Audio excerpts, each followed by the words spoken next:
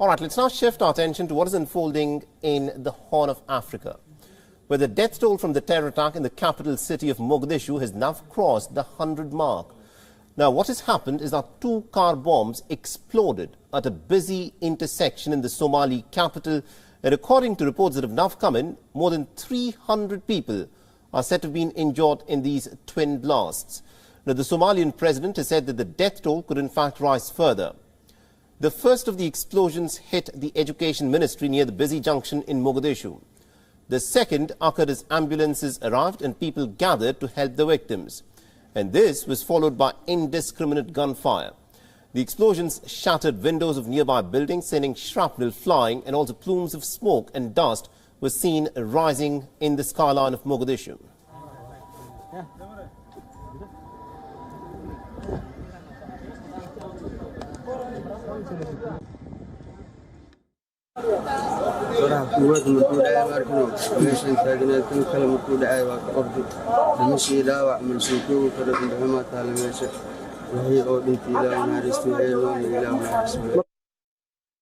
markii qarxa dhacay goobjoogaay waa ka carray ma fahantin anigu saa u naxsanaadna qarxa kala ka sii dhacay sax ma fahantin maxaa qasaar aragtay markaa qasaar dhimasho dhaawac wax jiraan laakiin wax la turkoob gar maaha. And no one has immediately claimed responsibility for the attack, although the president blamed the terror group Al-Shabaab. Now, Al-Shabaab typically avoids claiming responsibility for these attacks that result in large number of civilian casualties. The jihadist group has been seeking to overthrow the fragile foreign-backed government in Mogadishu for a number of years now.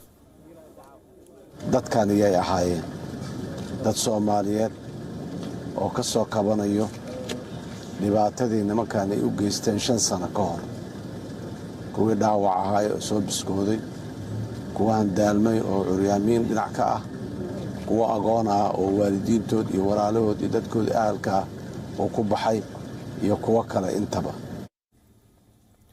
Now, the attack took place at the same busy junction where a truck parked with explosives blew up on the 14th of October in 2017. Now, 512 people died in the attack and more than 290 people were injured. Now, Al-Shabaab fighters were driven out of the capital in 2011 by an African Union force, but the group still controls swathes of countryside and continues to wage deadly strikes on civilian and military targets. Now, in the month of August, the group also launched a 30-hour-long gun and bomb attack on the popular Hyatt Hotel in Mogadishu, killing 21 people and wounding 117 others. The President Hassan Sheikh Mohammed, who was elected in the month of May, has vowed after the August siege to wage an all-out war on the Islamists. However, the Al-Shabaab has managed to remain a very potent force despite the multinational efforts to try and degrade its leadership. The United States has described the Al-Shabaab as one of Al-Qaeda's deadliest offshoot organizations. Somalia, like its neighbors in the Horn of Africa, is presently in the grip of the worst drought that it has witnessed in more than 40 years. 4 straight failed rainy seasons have wiped out the livestock and the crops, and the conflict-ridden nation is considered to be one of the most vulnerable nations to climate change. But it is particularly ill-equipped to cope with the crisis as it continues to battle with a deadly Islamist insurgency. All right, now to give us more insights in terms of what exactly happened in Somalia and also which is the group that may have carried out this attack, we're being joined by Omar Mahmood, who's a senior analyst from Eastern Africa, the Crisis Group, and he's joining us live from Nairobi in Kenya. Now, Mr. Mahmood, thank you very much indeed for joining us here on Beyond. Now, this is a deadly twin blast that has taken place in the Somali capital of Mogadishu. Al-Shabaab has not taken responsibility for it yet. What more do we know about why Al-Shabaab is now widely suspected to be behind these bombings as to why it may have carried out this bombing? So the latest is Al-Shabaab has actually claimed responsibility for this attack now.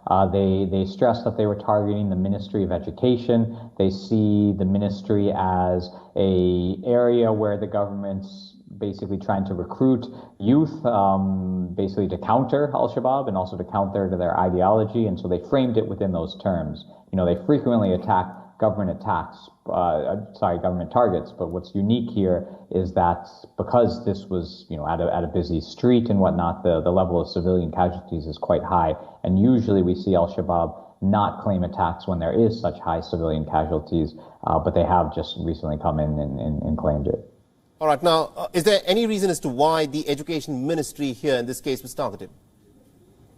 Yeah, well, I mean, what the group said is they see the Education Ministry as mobilizing people against al-Shabaab, against its ideology, recruiting youths basically to fight the group. You know, the new government that's come into power has said they want to counter al-Shabaab on three fronts. You know, one is militarily, one is financially, because the group has a very extensive extortion and taxation racket, and the third is ideologically.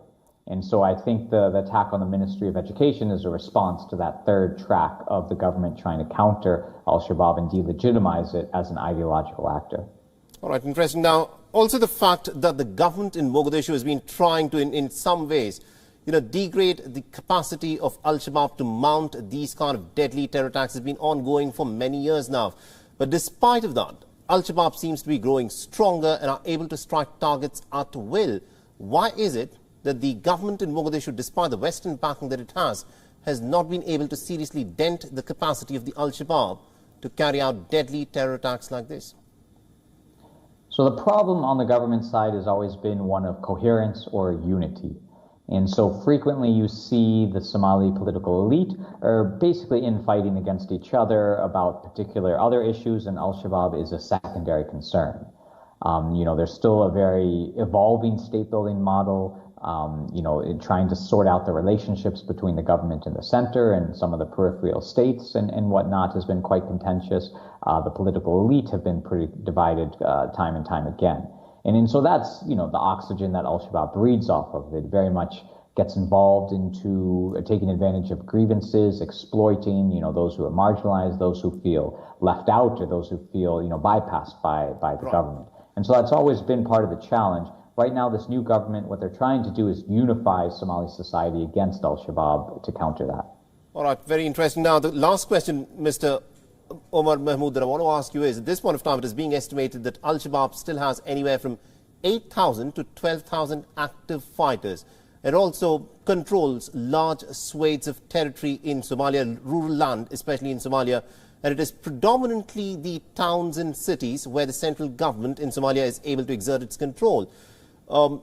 Looking at how things have been going in the spate of terror attacks that al-Shabaab has been able to carry out at will, is there any prospect in the near-term future that the government in Mogadishu will be able to, in some ways, break down the capacity of al-Shabaab from carrying out these terror attacks and also exert its influence far beyond these urban areas?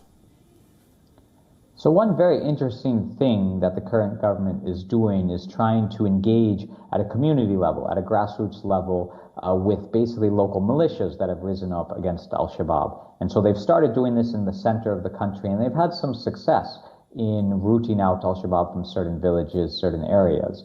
There are ideas that they could expand this model to the rest of Somalia. But the key here is really persistence. It's not that hard actually to take back a particular piece of territory from al-Shabaab. What's hard is to hold that territory, to deliver services, to be present in the long run, to basically show the local community that the government is there for you and that they are a better bet than al-Shabaab in the future. And that's always where government efforts have failed. So I think there's a very interesting initiative going on right now, a lot of momentum around it. If the government can sustain that, then I do think it can make a significant dent. But in the long run, I would argue that there is no military solution to this conflict as well. Eventually, other sorts of tracks and engagement, these sorts of things might need to be considered. The timing might not be right for that right now, but in the long run, we do have to think about the fact that a military solution won't resolve this problem. All right, we'll have to leave there. Thank you very much indeed, Mr. Omar Mahmood, for joining us and getting us all those insights there. Thank you for having me. WION is now available in your country. Download the app now and get all the news on the move.